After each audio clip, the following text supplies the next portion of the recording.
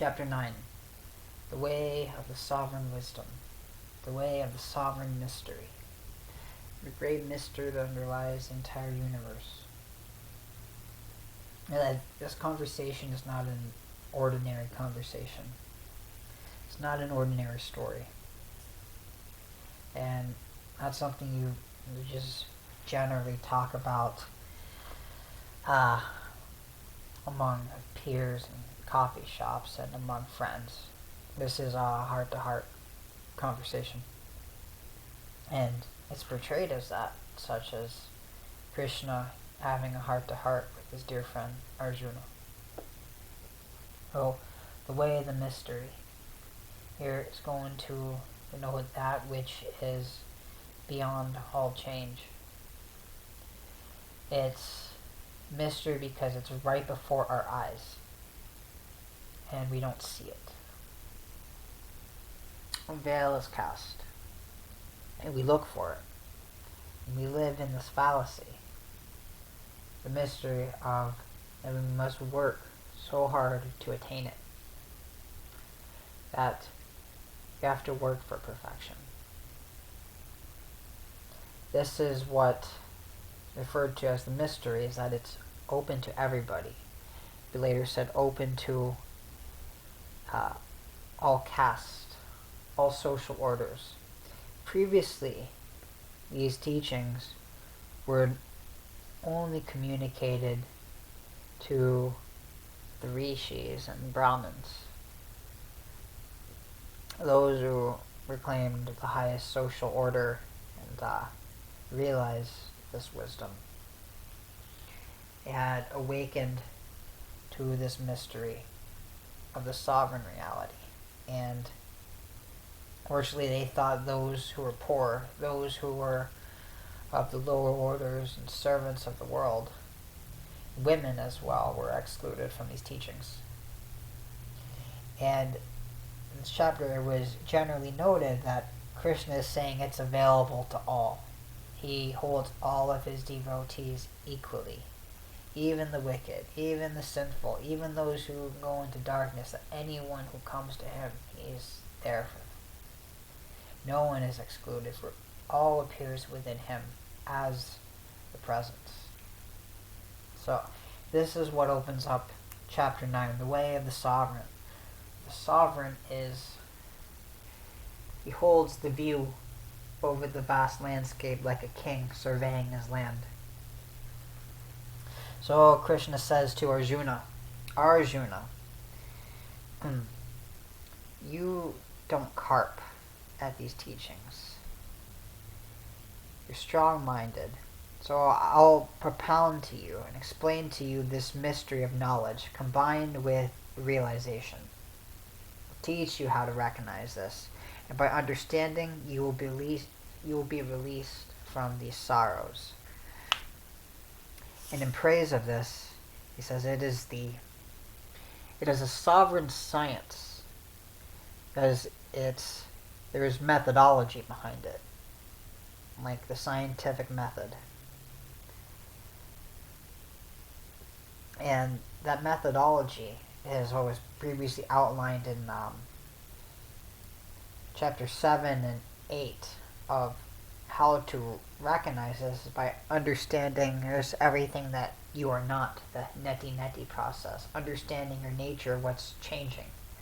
You look for yourself in the elements, I'm not here. You look for yourself in the intellect, I'm not really here, these thoughts are changing. You look for yourself in the I, me, or mine, the ego, the I. You can't find the I, it's formless. So, not here either.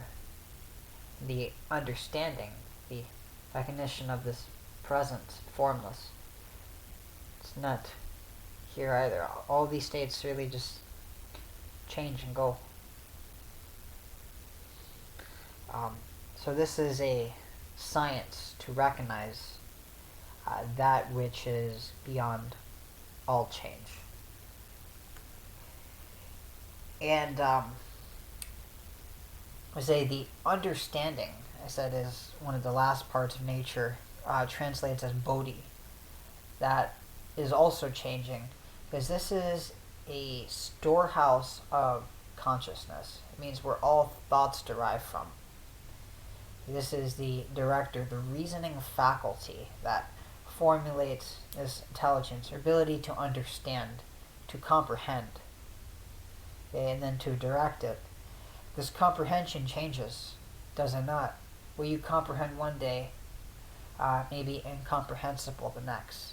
So this is why even the reasoning and intelligence itself is also changing. That nothing is fixed. Nothing.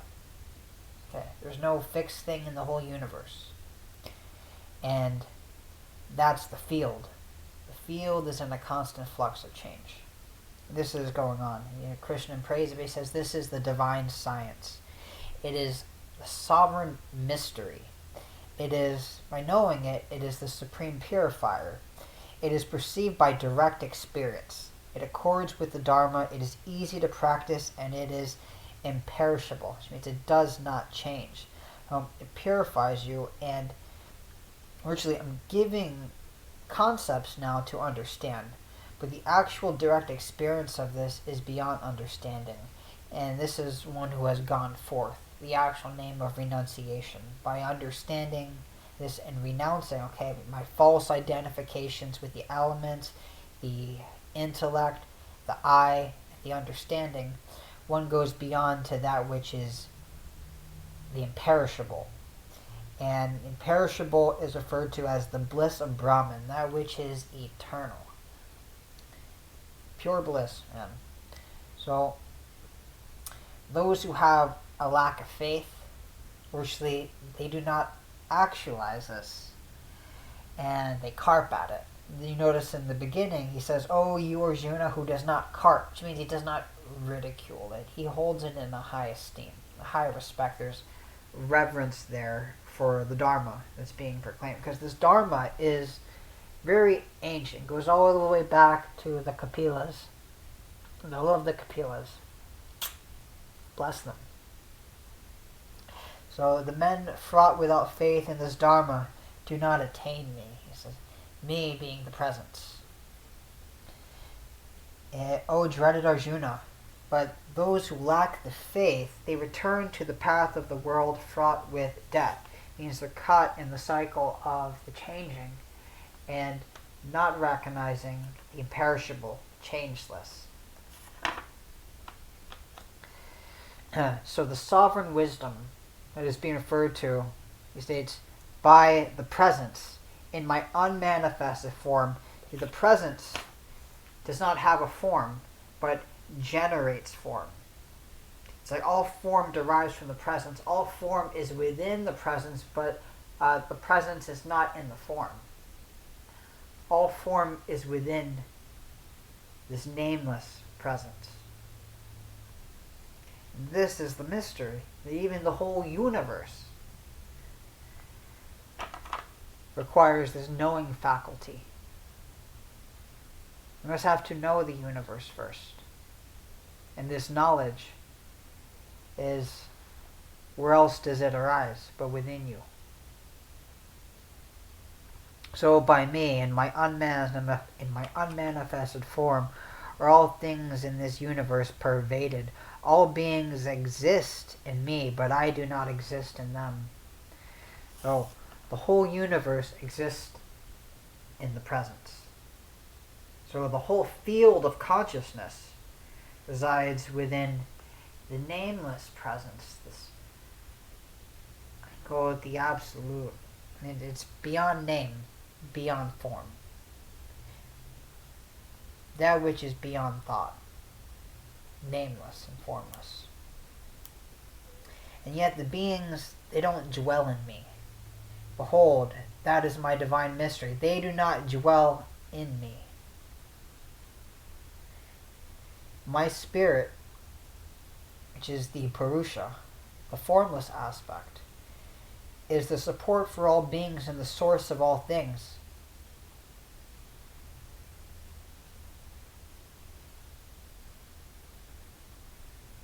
And hence I do not dwell in them. So the observer, the witness, as is present in witnessing, is then able to see his nature and all beings within this nature, the whole universe residing within him. We see this in one of Krishna's old tales, his pastimes, when he steals some butter from his mom. His mother comes with the whip, wants to beat him because he's being naughty. Opens his mouth, where's the butter? Where's the butter? Opens his mouth, sees the whole universe within. It's like that. Something like that.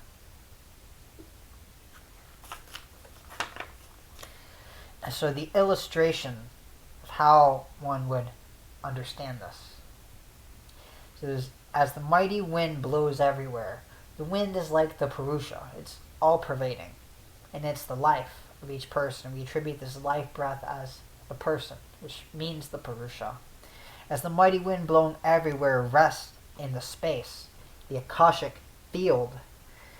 So the wind is the energy, the energetic arising manifests as the five elements within the field of consciousness. You know that in the same manner all beings rest in me. So as the elements arise within space, and space is untouched by the elements, so too that the presence is untouched by whatever phenomena arise within the field of consciousness. It's like that, something like that, to that analogy that's being given. Though this is what is meant by the presence remains unattached like a lotus in the water. Unattached because witnesses all, holds equal regard for all, for everything is within. And at the end of all the cycles, O son of Kunti, he addresses, I enter into my nature. I enter into Prakriti. Which is a beautiful name for nature. I really enjoy using Prakriti and Purusha. The Sanskrit connects. But I enter into my nature. And at the beginning of a cycle, I generate them again. So these cycles is that everything that's changing, when it dwells back into the unmanifest, it's dissolved into Prakriti, into this seed, this generative egg in the seed, and generated again when it comes out and formed through the Purusha, through the spirit, generates it into existence. And this dance between the two polarities is all happening within the field of consciousness. Everything is within the presence. And the presence and Prakriti and Purusha and all the beings, they reside within the presence. The presence does not reside within them because it remains equal like a field observing. Because even when we say Prakriti and Purusha, these are names. And that which is beyond the mystery is beyond thought, beyond name. Just spontaneously present. Pure awareness. So this generation happens. And the creation of the world, through the cycle of the unmanifest and the manifest, happens when the sovereign, the presence, is then able to subjugate. He, through self-control, controls his nature. We see this within a man who is in control of himself, controls his nature, and he sends forth again and again through a multitude of beings the whole vast array of the universe arising within him, veiled by the sway of Maya, which is the comprised of the three qualities of nature, Sattva, Rajas, and Tamas, and veils living beings from recognizing the substratum which underlies it all. Since this is what is referred to as the Lord, for it's like a king, a sovereign. He's sovereign over the field of consciousness, which is nature, Prakriti. And he's a ruler, he's a master, he's the sovereign.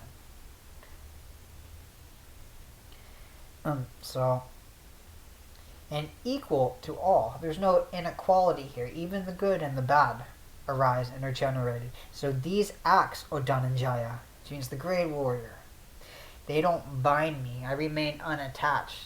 They don't affect me, like the space is not affected by the elements. Earth arises, dissolves in space. Water arises, dissolves in space. Wind arises, dissolves in space. Fire arises, dissolves within space. The elements are held. They're in space, but space is not in them. It's like that analogy. We can only use the metaphor of the story to denote that which is beyond metaphor and story. So, these acts, they don't bind me. I remain unattached to them. And as one equivocal, unconcerned about the outcome. Whoa. Means he doesn't care? No, that's not what he's saying. Okay. This was just a great one generating the whole universe. This is the Leela. This is the great play. Okay. And can't give all the answers now.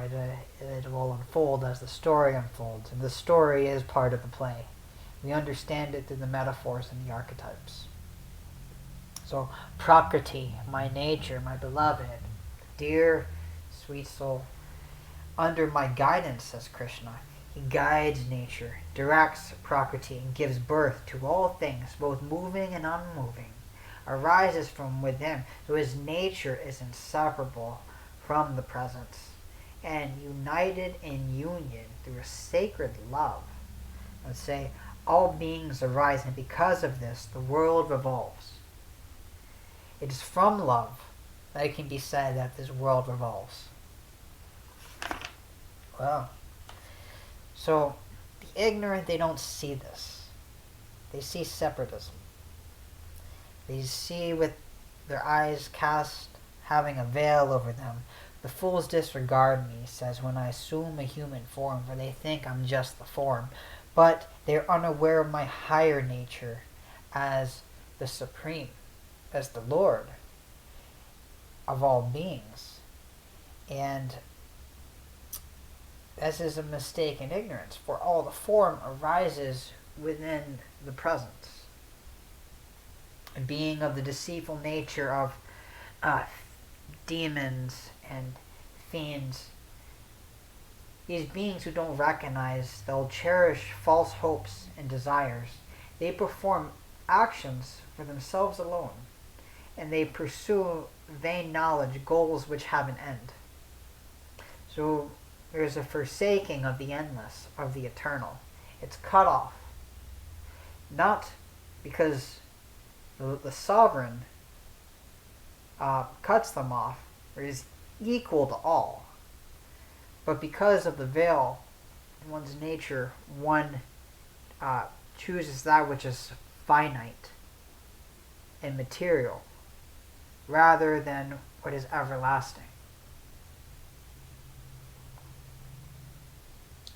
And those who pursue this, they're devoid of discernment, where then they lack what is true and what is untrue. So, the great ones are the devotees, the great-souled men, O Partha, who are endowed with this divine nature, who can recognize the eternal, all-pervading, nameless one. And they worship me, says Krishna. They worship through undisturbed minds, knowing that I am unchanging. And this is the true nature, as Krishna is the embodiment of Vishnu, who rests upon the ocean of consciousness. You see the metaphor, that he is above nature, that he is equal to it. Nature is his bed, it's his play, where he swims and where he rests. That I am unchanging, indestructible, and I am the origin. It means that everything comes from me.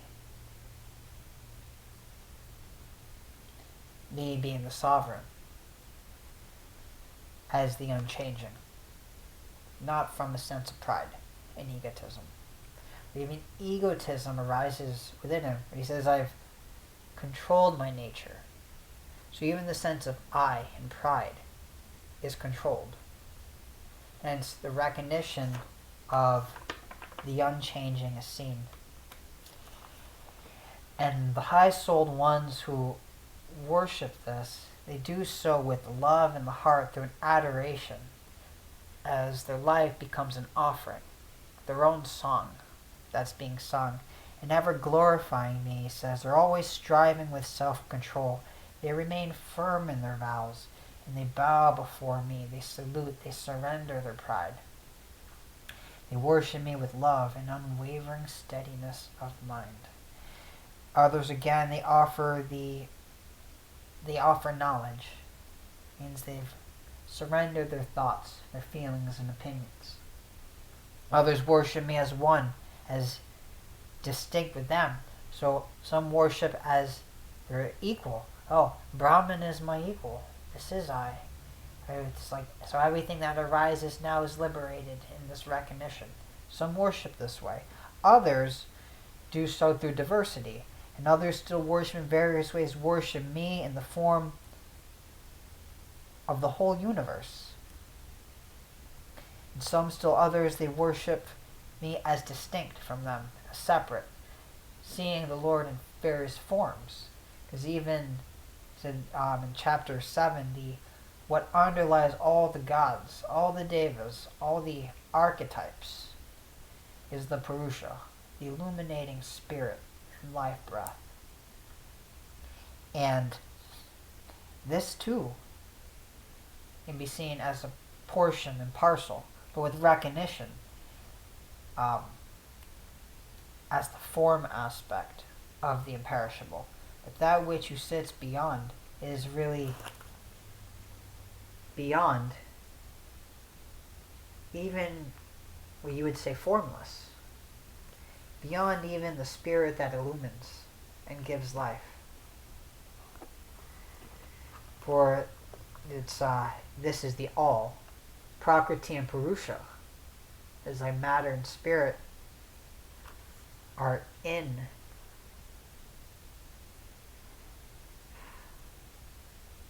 they're in this union. And that which observes it stands above, like a lotus that's not touched by the water. This is why we can speak of spirit and nature. I am the sacrifice. It says, I am the worship. I am the oblation to the ancestors, the offering. I am the food, the grain. I am the song. I am the butter offered into the fire, the ghee. I am the fire, and I am what's being offered. Denoting that he is everything, in the form and the formless. That there's no wrong way to worship here. Some worship through equality, some worship through form, some worship through the whole universe. But whatever way you pay this offering and make this sacrifice, it's always to the Supreme. Because what would there be that would not be the Supreme? The whole universe is underlined and held up by this. Because I am the Father of the universe, it says, the Mother and the Sustainer. I am the Grandsire, the Grandfather. I am the Knowing. I am the Purifier, and I am the sound, as the syllable Om. I am the Vedas, the Rik, Yaman, and Yajus. These are various forms of knowledge where this continuity of recognition was upheld through studies of the Brahmins who held the equality with the Supreme. So Krishna is noting that this is knowable. And the knowledge itself, knowing this, is He. Coming to this knowledge, you are already stepping, being drawn through faith and grace, through even quality of listening, as even the listening is the sound. And the ear now is being offered, that there's no incorrect way to make this offering. And one offers for the purification. He says, I am the purifier. So everything is held up by this. The great mystery. This can also mean that, no matter what's being studied, we've always been talking about the same thing.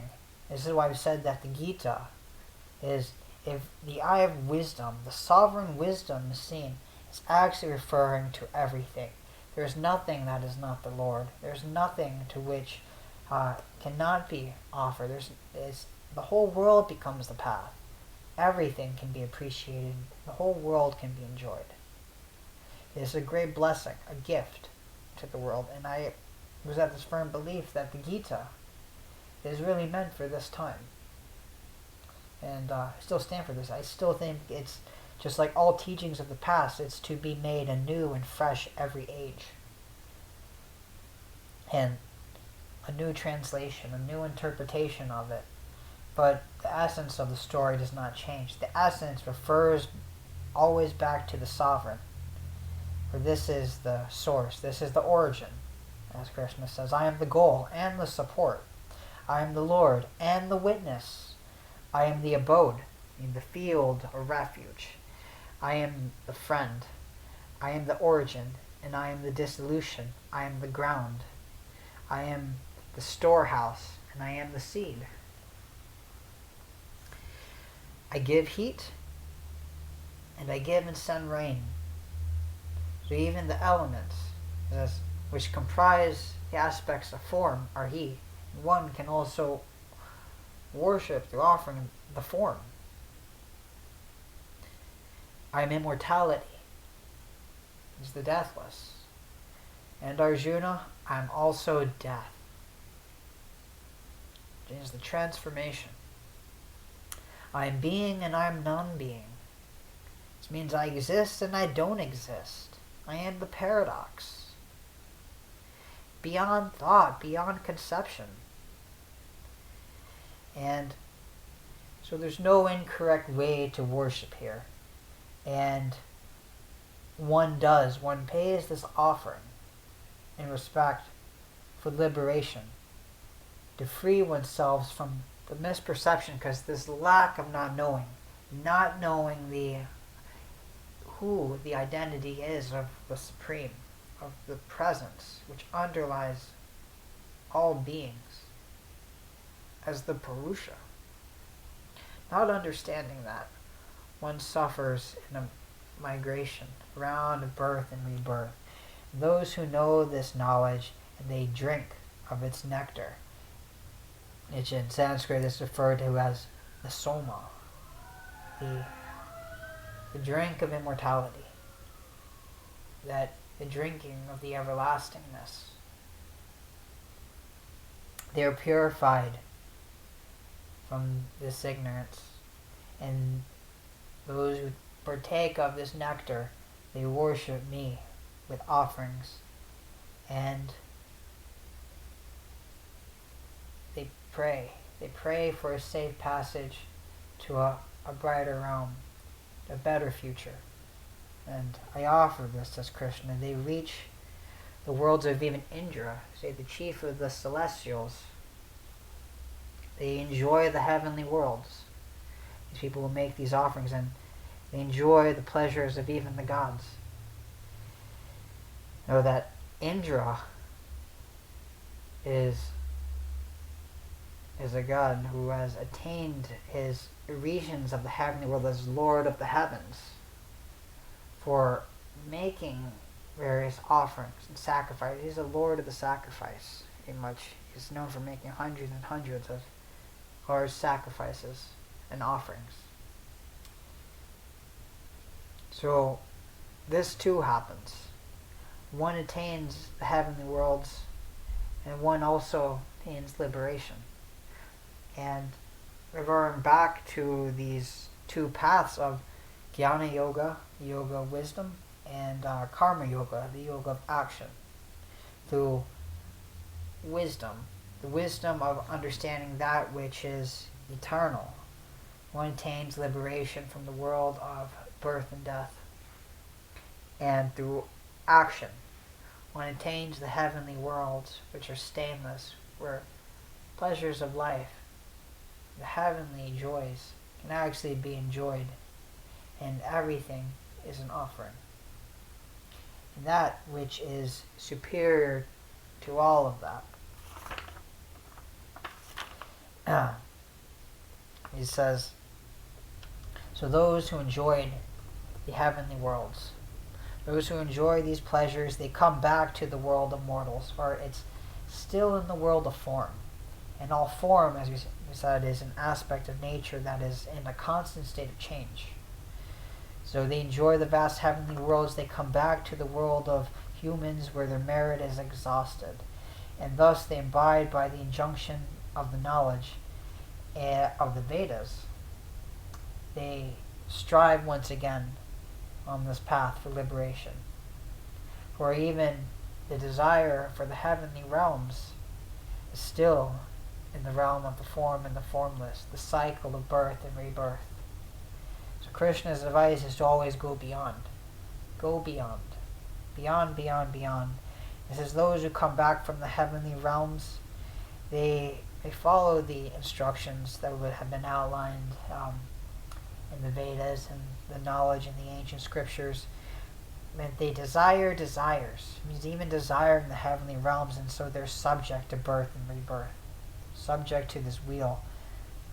But those who are free from this desire, who worship the unchanging, nameless presence, meditating on their identity with me as equal, that this is beyond thought and conception. They're ever devoted to me. To them, I deliver what they lack. I give to them, for I preserve what they already have. And those devotees, he said, who are endowed with faith, even if they worship other gods, for they don't recognize the unchanging, even to them the fruit of their reward is given. For even the form aspect of the devas and the gods is still a partial manifestation of the eternal. So, endowed with faith, they worship other gods. They in actuality worship the eternal. This, says Krishna, they worship me. But they don't know it, even though they do so in a wrong way. For I alone, says, as the presence, as the sovereign presence, I alone am the enjoyer. For everything to be enjoyed happens within me. And I am the Lord of all sacrifices. Means everything that's being offered is offered unto me. But these men, they do not know me as the sovereign. And in reality, they fall. They grasp at finite things which come and go and which change. They have not recognized the changeless. So every act one does, it brings forth its own fruit. And the yoga that Krishna has taught in the beginning of the action is the renunciation of fruit. Those who worship the gods, they go to the gods. And you worship the form, you go to the form, and you receive the fruit of that. For those who worship the ancestors, you go to the ancestors. And you receive the fruit of that knowledge. And those who worship the spirits, they go to the spirits. But those who worship me as the imperishable, the unchanging, they come to me, the imperishable and unchanging. For that is who you really are. And that's what's been outlined, that some offer, some pay respect to me as indistinct from me. And some may make offerings as distinct from me, worship through form. Either way you worship is correct. I will give to you, it says, whatever way you worship, whatever way your understanding, whatever level, whatever way your knowledge is. You are equivocal to me, unattached. You will receive the fruit of that. for my devotees, the ones who recognize me as the imperishable, the nameless, unchanging. Those are the ones who are dear. They're liberated. They're free. Because they're equal to me. So whosoever offers unto me, says, with a single-minded devotion, they're concentrated, whether it be a leaf, a flower, a fruit, a water, even the truth, even this Gita, this song, I accept this, says the sovereign. I accept this. I see this as a pious offering of one's own heart, their pure heart, inseparable from me. And because this is so, whatever you do, whatever you eat, whatever you offer, whatever you give away, and whatever you practice, austerities, whatever meditation you do, O son of Kunti, addresses Arjuna, you are in actuality offering unto me. So, beyond right or wrong. This should relieve you here of the burden of fixation. And the results that come from such an offering of worship. True piety says, thus shall you be free from the bondage of the actions, for the actions produce pain of good and bad results. And you'll be free from this, for you, like the sovereign, shall remain unattached, having surrendered the fruit of one's actions, and with your mind firmly set on the yoga of renunciation, and you have gone beyond, you shall become free, and you come to me as the unchanging. So the Blessed One, he bestows his grace on all, but the devotee, the one who recognizes their equality with this presence, that this is their true nature, that's dear. That's a dear friend. He says, I am the same towards all beings. To me, there is none I hate, and there's none I love. They're all equal. They all reside within me. But those who worship me with devotion, they are in me, and I too am in them. For they have recognized the highest goal. The glory of this devotion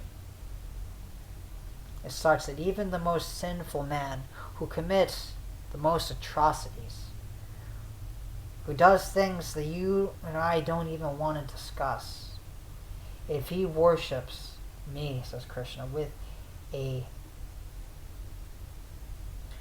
unswerving devotion, he is regarded as righteous, and he has formed a correct resolution of moving towards this unwavering goal. And even redemption here of the most corrupt man, the most corrupt person, is worthy of salvation.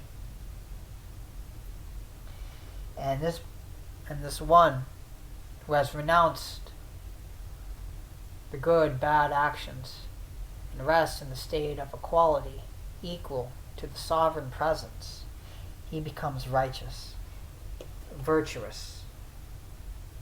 That's the Dharma. And he attains an eternal peace that does not change, for his true nature is peace. And he proclaims it boldly. He's not ashamed of it. He says it aloud. He's free. And I know, son of Kunti, that one, that devotee who proclaims this is never lost. He repeats, is never lost. Never lost in this world or the next. So this is a true love. A love of God that even redeems those who say that they're not worthy.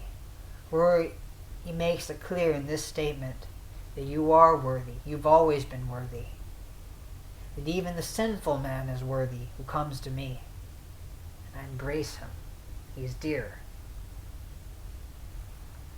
those who take refuge in me, O Partha, though they may be of sinful births, as many of the cultures have, of the various castes, even the women, Sudras, Vasyas, even they attain this. And this statement here in the Gita was used for the abolishment of the caste system when the Vedic order refused to give these injunctions to the lower caste and to women alike. It was taught that even the Gita is offered unto all. It holds all equal. And unfortunately, those systems were created by men to hold people in place of power and position. But this is a clear injunction here in the song that's being sung, that your nature is available to all. The highest good and the supreme goal is available to all. So how much more then to the holy Brahmins? How much more to the seers of truth? So this is the value of being devoted to this knowledge, is having come into this transitory world of change. They worship me as the unchanging. And everyone is worthy. All beings are worthy. You have to choose it. And it has to be earned. It's not saying that it's handed to you. It's earned. Final advice in the way of earning the sovereign wisdom, grasping the sovereign mystery. Krishna's advice: fix your mind on me, be devoted to me, sacrifice to me, bow unto me. Having thus disciplined yourself, purified yourself, and regarding me as the highest goal, you will come to me, for you are dear to me. Me is referred as the sovereign, the unchanging, and the eternal. Originally, we have to use these words, and it may be a trigger to some. But to communicate the story as Krishna, as he embodies Vishnu, he who rests upon the ocean of consciousness, he is the embodying the Supreme Presence. And sees that even the sense of I, me, or mine is his nature. So he speaks from me. Thus ends chapter 9, the way of the sovereign wisdom, the way of the sovereign mystery. See you in chapter 10, the way of the manifestation.